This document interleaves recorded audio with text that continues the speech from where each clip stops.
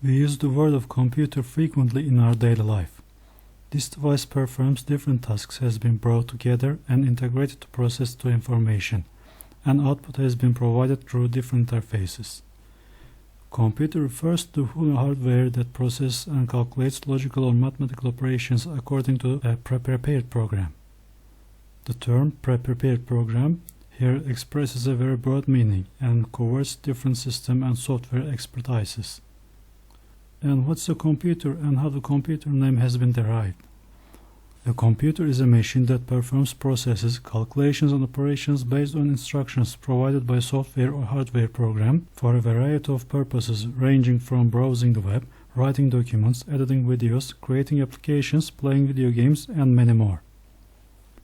It has the ability to accept data, which means input, process it, and then produce outputs. It can also store data for later uses in storage and retrieve whenever it needs. Different departments of universities work for these specializations, and even different certification programs are implemented for these expertises. The name of computer is derived from the Latin word putare, which means bottling and prune, and com means together. So the word computare was ready to use with meaning of calculate, count, or think together. After that, the word computer was first used in 1613 to describe a person who performed calculations or computations, and we know that ENIAC was the first electronic computer. Today, we know that computer is an electronic device that takes input from its user, stores, retrieves, and processes large amount of quantitative and qualitative data. After that, it generates the required output as per the processing instructions given to it by the users, with high speed, accuracy, and reliability. The need for faster calculate multi-speed mathematical operations has caused the mechanical calculators to enter our lives. These calculators performed for operations at high speed and reliability and printed out the transactions on roll paper, as we saw from the previous slides. Then calculators with electrical relays and vacuum tubes take over and start to perform operations with higher capacities. Technology continues to evolve, and transistors were the next. Transistors also took over this computing work, and the process of computers has begun. The name comes from the merging of two words, transfer and resistor, to become transfer resistor.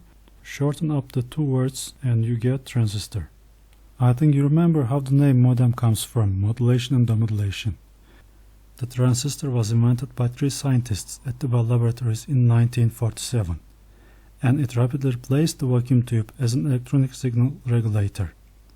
Transistors are the basic elements in integrated circuits, which consist of very large numbers of transistors interconnected with circuitry and baked into a single silicon microchip.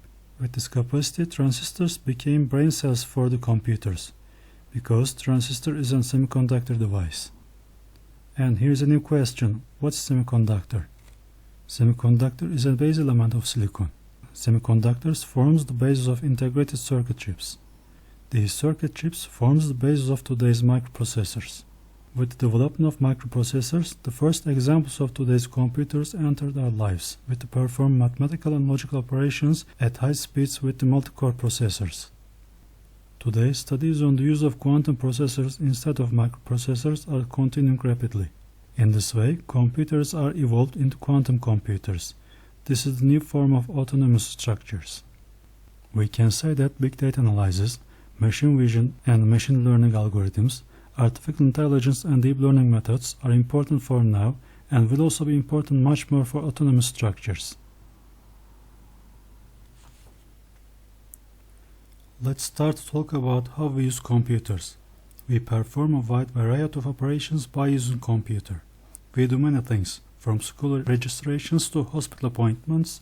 We enter social media applications such as Facebook, Twitter, Instagram, LinkedIn, and provide information about ourselves. We share our credit card and account information in different places through shopping and internet banking sites. We make video calls with people from different locations, make real-time data entries and common databases, and share business-related files. We do video chats with our friends and even play games with them on the computer. And recently we can do almost all of our office works from home with the computer also. We use many kinds of information when we are using computers. Have you ever paid attention to what information we share when we are using online services?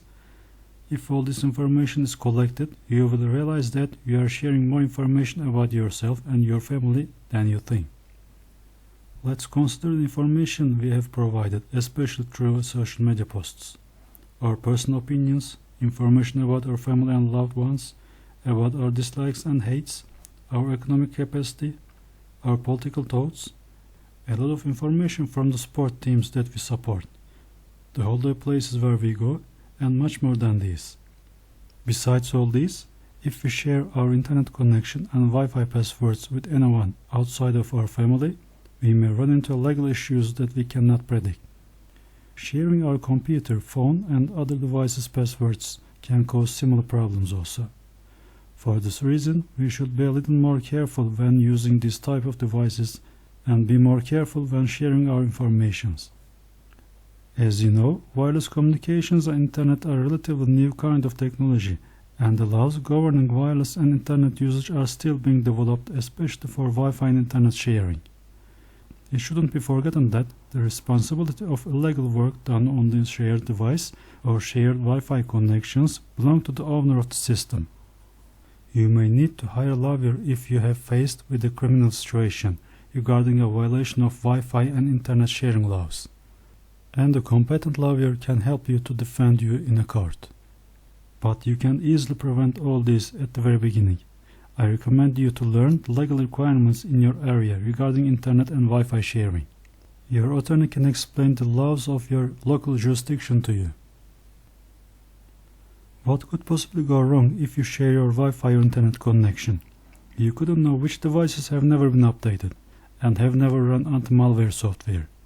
Your computers may potentially be vulnerable to threats coming from these devices. It could infect your computers with malware. It's possible your neighbor could access your connected devices directly.